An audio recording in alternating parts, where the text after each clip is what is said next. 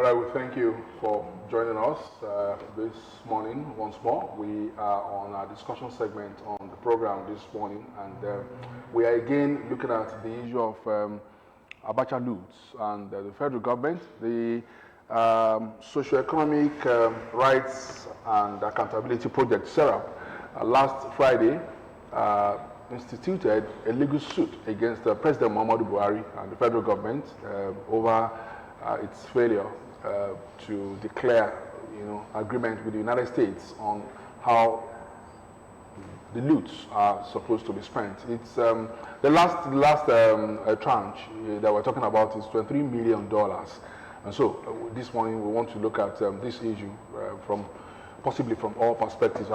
We have with us in the studio already Dr. Olumiwa Adetuji, is a conflict and peace studies expert here at FC Oshele, Abeokuta. Good morning, Dr. Adetuji. Good morning, thank you. Thanks so much for joining us. We also have Dr. Larry Akinola of the Olabisi Onabanjo University in Agowe. He's reaching us virtually from Agowe this morning. Can we connect Doctor? Doctor, good morning. Good morning. Let's correct it again. I'm live from Ilaporu in Ogun State. Great, Ilaporu in Ogun State. Ilaporu, okay. Ilaporu. Thank you so much, Doctor, for joining us. Let's start with all right, thank you. Let's start with Dr. Adetuji before we go to Dr. Akinola. Now, this issue, what does it? How does it appear to you? The way it's really growing. It appears SERAP is not going to allow President Buhari rest over this matter at all. Mm. Yes. Good morning once again. If I may start, I think the question should be about the propriety or otherwise of the suit by SERAP against the President and the Minister of Justice. I think it's a welcome development. Since 2015 that President Muhammadu Buhari came into office, the government has retrieved over $500 million, all tagged ABACHA loot. And you will recall that there has been concerns as to how these monies have been disbursed to other sectors of the economy. There has been issues whether these monies have been stolen or whether they have been relooted. So I think this last tranche came with stringent conditions, such that allowed the U.S. gave specific conditions as to what projects the monies will be used for. And I think the question by the queries raised by SERAP is just in order. Under the Freedom of Information Act, it's just ordinary. It is not what, in fact, it's something that should not even cost us any sweat, because once it is requested for, it is expected that the President and the Minister of Justice would release this information to the public. It is not to be concealed. It is something that everybody should be aware of the terms of those agreements and what those monies will be used for. Mm. Okay, so ordinarily, then it's a cause for suspicion. Then, if what is expected to be done, has not been done, it's just simple information. That's what SERAP is asking for. Exactly. Simple information, release how this money will be spent. I recall, when in my opening remark, I said that we have a Freedom of Information Act. That is a law that is already in place, where information can be acquired from the government agencies and departments by relevant bodies or those who need it, and this information should be given out without any hitches. So I want to believe SERAP must have explored that avenue, and that is why they are now, okay, let's look at how we can look at other means by suing Abubakar Malami, the Minister of Justice, and of course, and the President as well, compelling them to release this information to the Nigerian public. Mm. Once again, it is in order. Okay.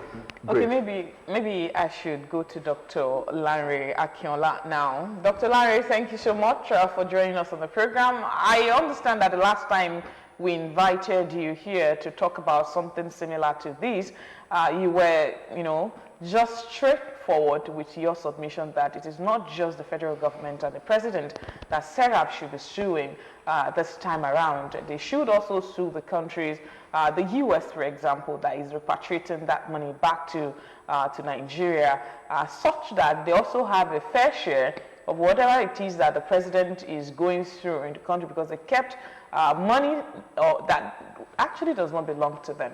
So what can you say about this suit for SERAP this time around? Well, the first thing I would say is that it's good that SERAP is keeping to his word. They actually gave the federal government a timeline to respond to their demand, and they said that failing to respond to their demand will go to court, which is a statutory procedure. I am glad that SERAP's demand is not just an empty threat. Now they have gone to court. Let us hope and pray that the court will educate appropriately so that justice will not just be done, but to be seen to have been done. Where it will lead, you cannot say, because once the matter is in court, it is expected that it should not be overtly debated so that it will not be running contempt of the court. But having said that, just like my colleague in the studio said, there is a Freedom of Information Act that gives citizens the right to demand for information, and that procedure is being followed here. So let us expect that the federal government, through the Attorney General, will respond. If they have not responded to SERAP now, they will probably have to respond through the court. Again, the issue that we are discussing is, just like my colleague said, the appropriateness of the suit. So there is no doubt that SERAP is just perfectly in line. Other matters related to that, about how the money even got to America, how under other places, and why it was kept for that long, I think once we exhaust this discussion about the appropriateness of SERAP's demand, then we can now start to go into it and then expound it. Because in the first place, some time ago, I followed EFCC, and they said the people who steal Nigerian money, okay, they steal it in large volume because they know that if it goes to court, they can just take a portion of it for litigation. And so it's not too pleasing that we are discussing this matter. Again, that our money was stolen, and for several years, the money was kept in a foreign bank. I know when you keep money in an economy, you use that money to develop that economy. I look forward to a point where someone will say, okay, Larry, take 500 million. I don't need it until 5 years. Or just like the parable in the Bible of the people that were given talent. Okay, I will not be like the stupid one who needs the talent. I will run the investment and make profit. And I guess that's what those countries have done. And so SERAP and other people should also be asking them that we should be getting interest, because they use that economy, that fund, to run their economy for so long. And if they are not taking, maybe we are even taking loans from those countries, even from our money. So that's the funny thing about it for now. Okay, so let's also look at the culture of secrecy, in the Nigerian system. A lot of people would say that this is not just the first time it will happen, that issues of this nature where there will be agreement, and of course the people might or will not be privy to most of the things the government is doing, and of course it calls for such a suit to come in. So do you see this as more like a culture of the Nigerian people or the Nigerian government, where it's so difficult for them to be accountable to the people they actually serve?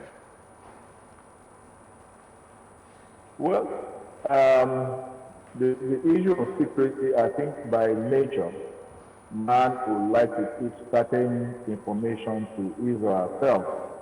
It's not all the information that you want to fly in the open. But let's be open to ourselves. Like I said the last time we discussed this issue, that it was even the Attorney General who explained what this current release will be used for. And if there has not been any form of disclosure, probably the public will not even be aware that a particular fund is being released to the federal government. So again, maybe what we should be talking about is information management. How much of that information is being put in the public space? I mean, like I said the other time, yes, everyone has the right to want to find out what has happened to the previous releases. But this time around, federal government is saying this release will be used for 3 critical projects, and those projects are spread in the various ethnic regions of the nation. So, I mean, if federal government should inform Nigerians about everyday activities at the point that the information overload. But I think we are entitled to know the critical the critical information that boils on our national commonwealth.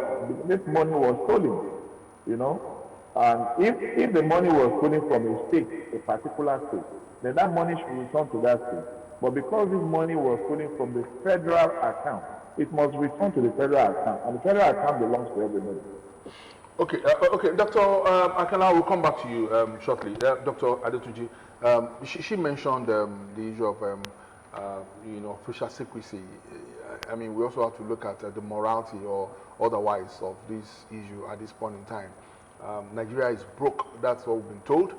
Nigeria is, you know, going through a very, very, you know, tough moment economically. Now we have these monies, $23 million. That's huge.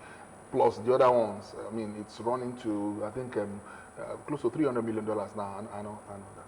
Now, I mean, what does this actually say about the campaign of this administration? You know, when they came in, Buhari actually campaigned, you know, to be one president that will not tolerate corruption, that will, you know, bring transparency to the table, you know, on any matter. Now, is this not the opposite of that? Yes, that's a very good question, I must say. The issues with the issues of secrecy is it's not new.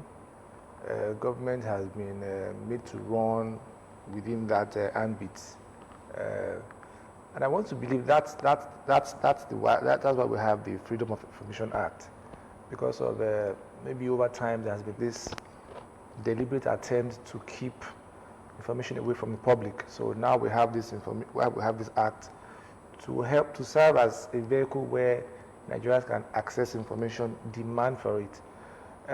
But like you have said, over time we have seen this deliberate attempt by government to still deny Nigerians of information that is required. Even when you quote a law like the Freedom of FOI Act, you still have times where those information will still be denied. SERAP has been up and doing in this regard, and I think SERAP should be commended for the job. The government that came in 2015 campaigned on three platforms: fighting corruption, fighting insecurity, and of course the economy. Of course, with regards to corruption, where you look at our history with how we have managed public funds in the past, it is only natural that we come out in the open if really there's nothing really we are hiding with regards to public funds.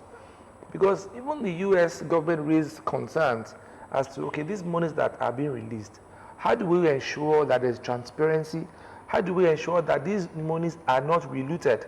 Nigeria has a history of mismanagement of public funds. And I think that is why even the US government that is releasing this money is also tying these monies to specific projects. So earlier raised that the critical projects, yes, the agreement specified those projects that those monies will be used for. And it is only natural that a government that that is a democratic government is about accountability and transparency. So when you begin to have government do otherwise of what is expected of them, that will raise questions that perhaps these monies are not used for the purposes they were meant for. Or if government was truly playing with the process. What is wrong in releasing the information to the public for us to digest it and be at peace with one another? Okay, Dr. Akinola mentioned that all of these things has to do with information management, that it's not everything that should be in the public domain. And this is an age, is a different age, the age where information is key. And of course, some would say that it's largely because you know, there are ways government, like you have also alluded to, they've been doing things. You know, they don't really release most of this information to the public based on certain expectations from their end. But it's a challenge this generation where everything is on, almost everything is on social media. And it becomes more and more difficult to manage in the situation. Look at the exotic cars that we talk about, the Niger thing. It happened, and Nigerians were not aware. Yes. And of course, when it came out, it was embarrassing. Exactly. So, what can we be telling government at this stage, such that the classification of certain information at different points in times would also be viewed alongside the challenge of information dissemination, how when it gets out through the wrong channel, it becomes an embarrassment for the government? Thank you, Simiat. Nigeria has a long history of military rule. I'm sure you know there were long years before democracy was restored in 1999. And the military ruled by fiat.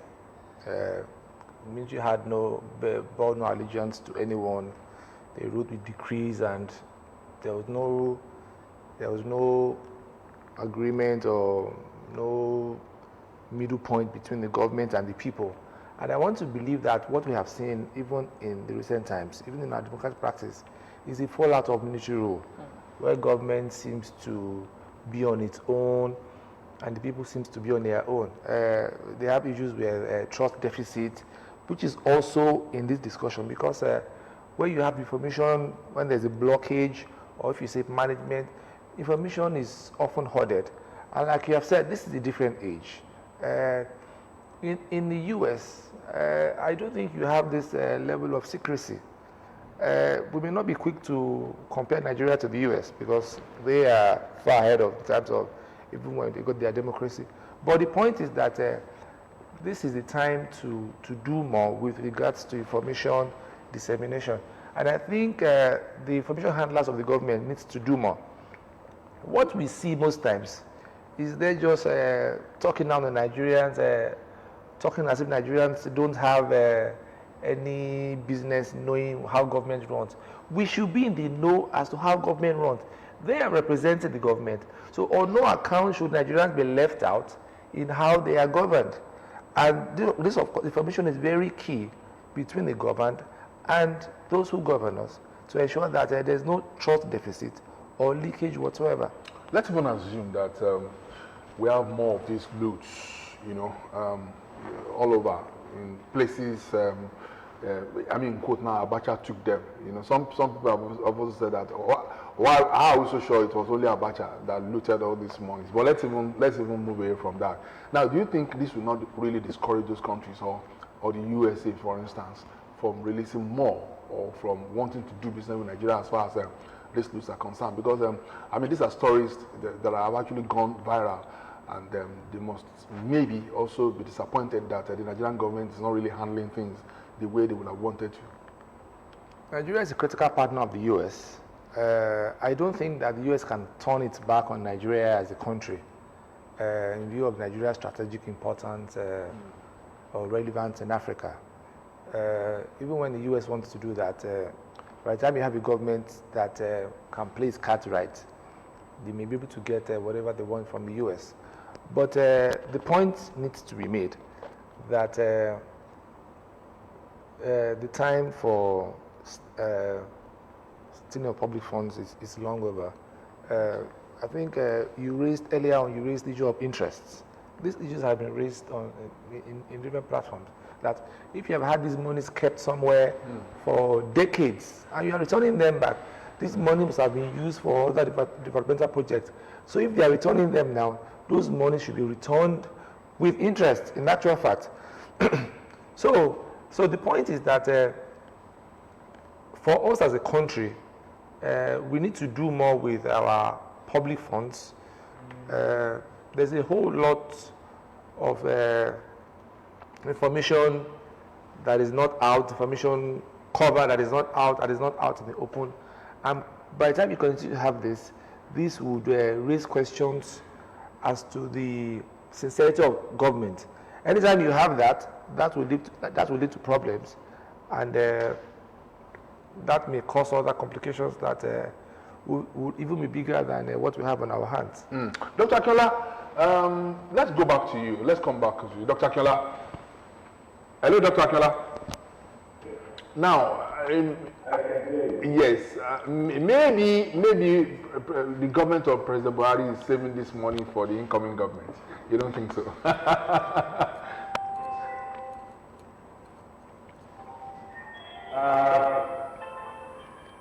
Sorry. I don't know, because I don't have the eye of God, you know. I don't have the eye of God, and then I cannot speak for him. But let's clear some issues here, right? Now, the issue of corruption has not been established in this matter at all. Okay? I want us to understand that. What SERAP is saying is that, yes, we are aware that certain money has been released in the past. Can you please explain to us how that money was spent? All right? So it's just a matter of seeking information. Corruption has not been established, at least to the best of my knowledge, in this particular case. All right? Now, secondly, before the U.S. made these releases, there were conditions attached to the release of the funds. And if I understand very correctly, the fact is that if we release these amounts to you, we will only release further tranches if we are convinced that you spent that money for what you actually said you wanted to spend it on. And so if you default in the application of that fund, you'll probably not get further releases. So again, I am also thinking that the reason why further releases are made is probably because America or whoever is releasing this fund is convinced that the former releases were spent on the agreement that they reached. Okay? Now, how did we get here? As the nation, our biggest problem is trust deficit. Honestly speaking, we don't even trust the person next to us, not to talk of government. And I would justify not to trust government? Probably yes. Even if we have government that is doing very, very well, we will still not trust them. Because Nigeria and the society has become so polarized. We are so divided.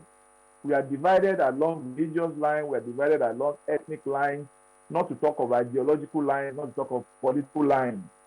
So whatever the other person is doing, you just don't want to see it as good. Let's leave that also. Now, my colleague was talking about America. All these people have their own peculiar problems. Donald Trump is facing cases of taking government property to his personal house. When he was being tried, some people who worked with him said they are hiding under one particular law that says they may not talk. And they will tell you, this information you are asking, I cannot give it to you because it is not supposed to be in the public. So that when I talk about information management, this case that we're talking about is different from it. There are some information that borders on national security and national integrity. This one has nothing to do about it. This one is about the fund that belongs to Nigeria, okay, released to Nigeria. Arab is asking, how did you spend the money? And the federal government is able to present, we release so and so, and this so and so is spent do so and so. If it's made public, it still does not mean that people will not make their own inferences, whatever. but you will have provided the information, and let us hope that that information you have provided is also correct. Because we need to be able to see. Yeah?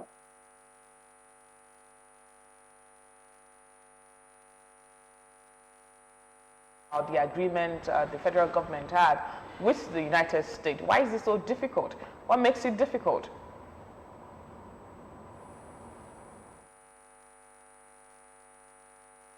What makes it difficult? Yes, I can hear you. Now, I am not holding brief for government. I don't work for government, so I'm just trying to play the devil's advocate. Okay? What gives the government the thinking that, all right, that Nigerians are interested in the conditions? Okay? So, must government give Nigerians every information at its disposal? As we are talking now, must government explain why a road must be fixed? Probably no. That's why the Freedom of Information Act is there.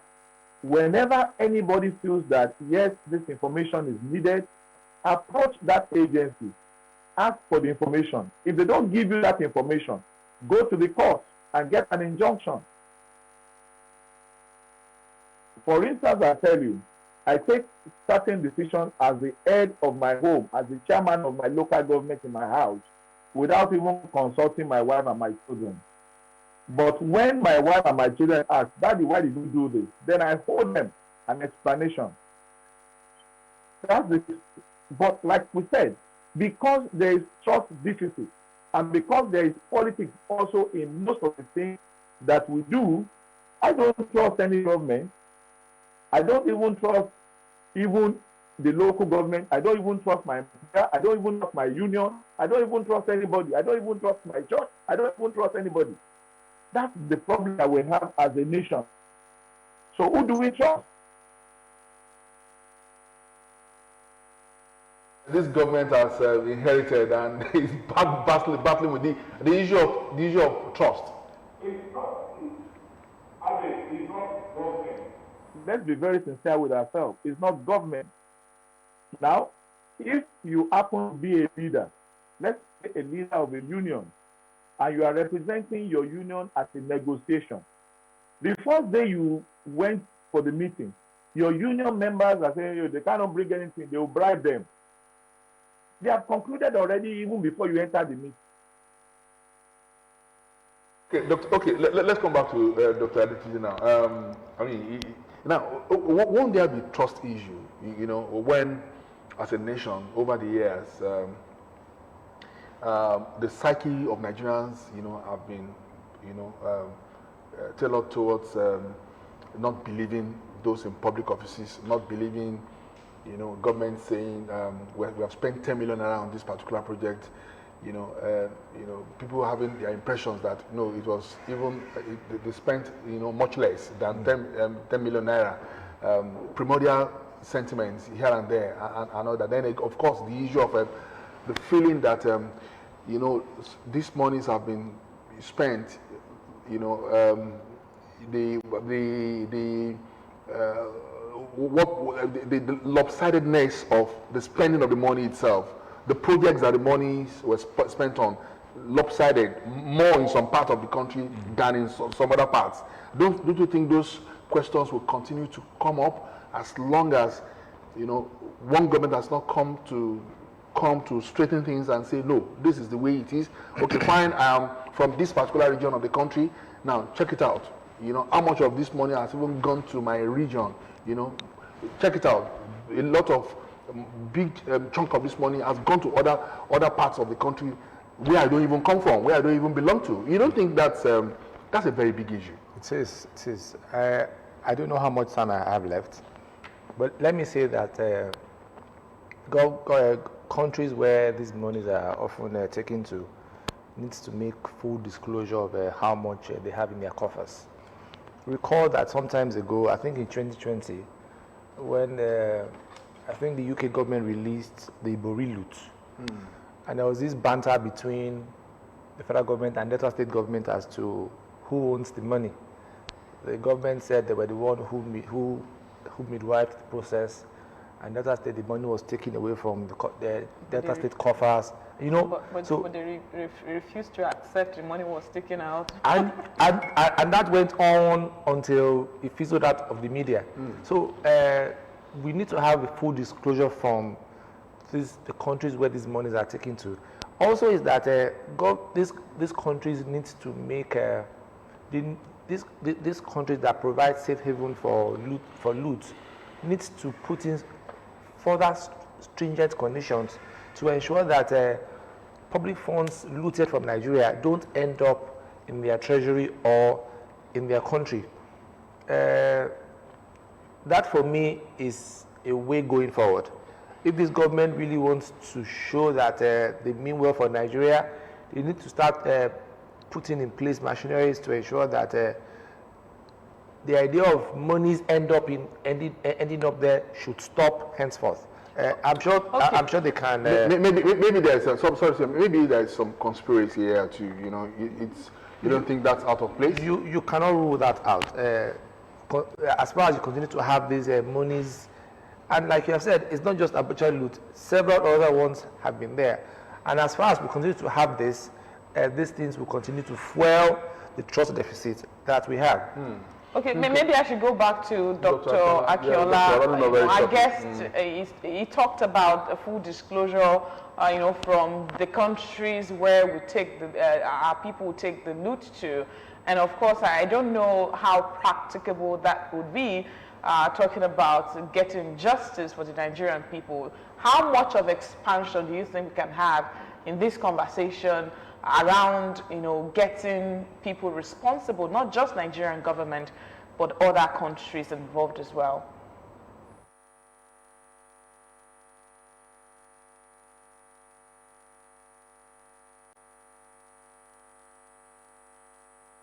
Else?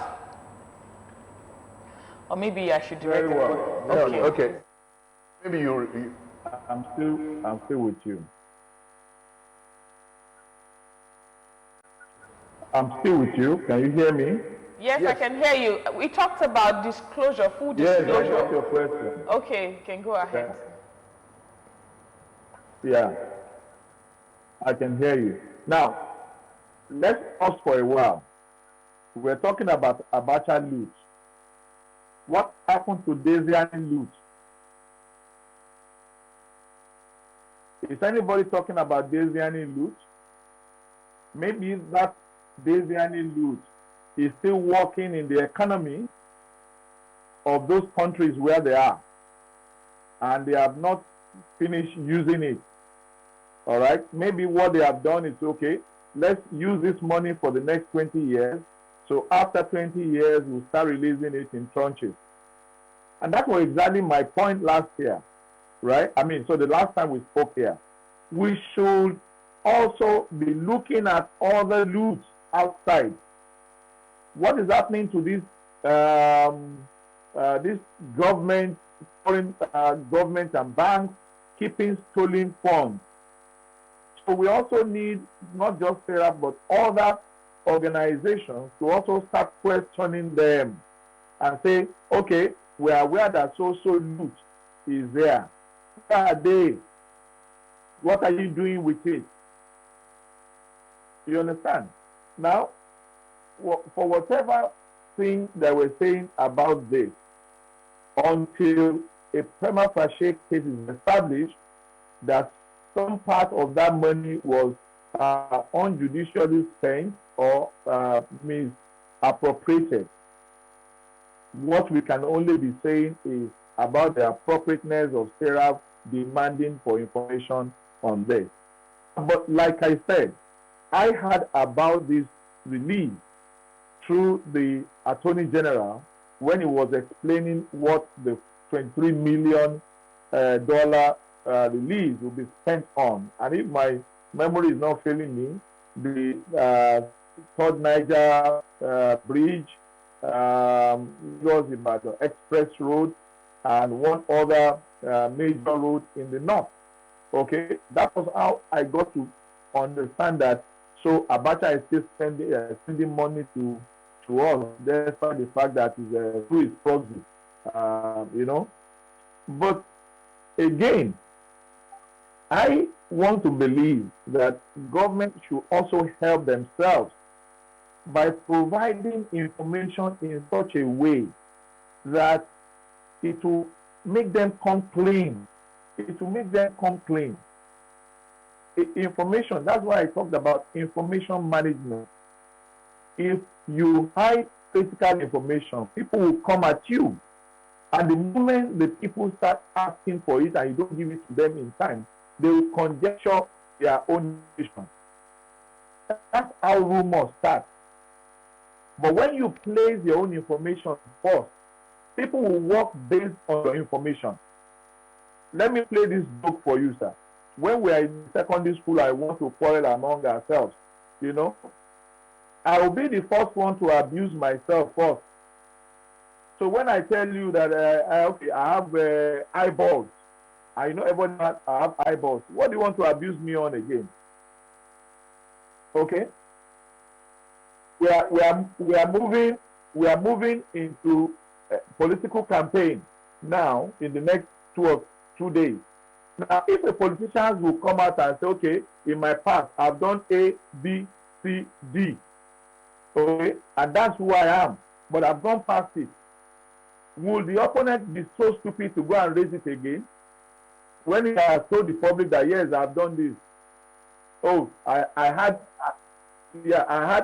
a what do you call it? I had a partner, I had extramoral or extramarital affair in the past, you know, and then you want to go and use it again. No, that's what we're talking about, information management. So that example, the opposition is coming out to say those things about Simiat, assuming Simiat is contested. I would say we already know.